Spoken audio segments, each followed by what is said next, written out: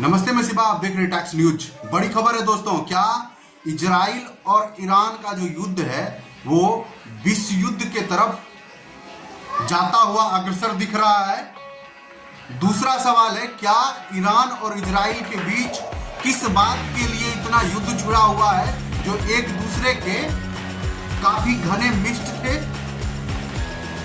तीसरा सवाल है, जो भारत का क्या स्टैंड है ईरान और इजराइल को लेकर। आखिरकार ईरान और भारत का कैसा रिश्ता है, इजराइल और भारत का क्या रिश्ता है। तीसरा सवाल है जो कि आखिरकार अमेरिका ने ईरान पर कल हमला क्यों किया। और चौथा सवाल सबसे बड़ा ये आ रहा है जो कि क्या रूस के एंट्री के बाद विश्व युद्ध का आगाज हो जाएगा, या फिर जो आपको तानाशाह के नाम से किंग जोंग मशहूर है, उनका भी अब एंट्री हो चला है। उन्होंने इजराइल को दहशतगर्द बताते हुए कहा जो कि इस तरह के बयानों से और इस तरह के हमलाओं से आपसी नुकसान है। ऐसे में इजराइल को अपने आप को बचाना चाहिए। साथ ही साथ ईरान पर किए गए हमलों का जवाब देते हुए उन्होंने कहा जो कि इस तरह के हमलों से आपसी भाईचारा खत्म हो जाएगा।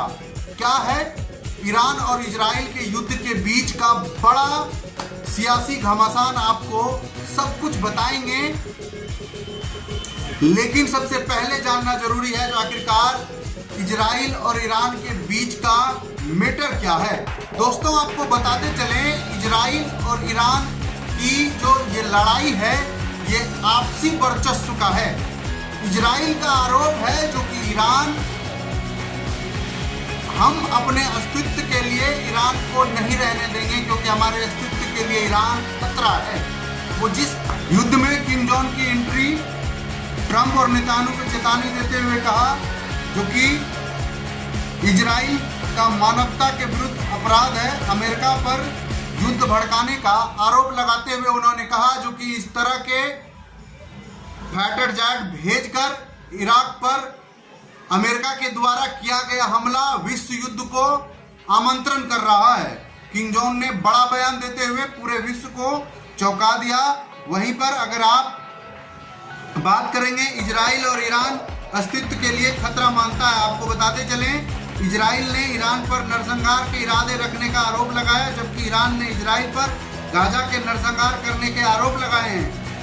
इसी बीच इजराइल ने ईरान को परमाणु हथियार हासिल करने से रोकने के लिए उसके खिलाफ प्रतिबद्ध और सैन्य कार्रवाई का भी मांग किया है। आपको बताते चलें, भारत और ईरान के बीच कई क्षेत्रों में महत्वपूर्ण संबंध है। भले ही भारत ने 1979 में क्रांति का स्वागत नहीं किया हो, दोनों देशों के बीच महत्वपूर्ण व्यापारिक संबंध है। खासतौर पर भारत के कच्चे तेल और ईरान के डीजल निर्यात के मामले में भारत और ईरान का रिश्ता, व्यापारिक संबंध की बात करें तो काफी परिपक्व है।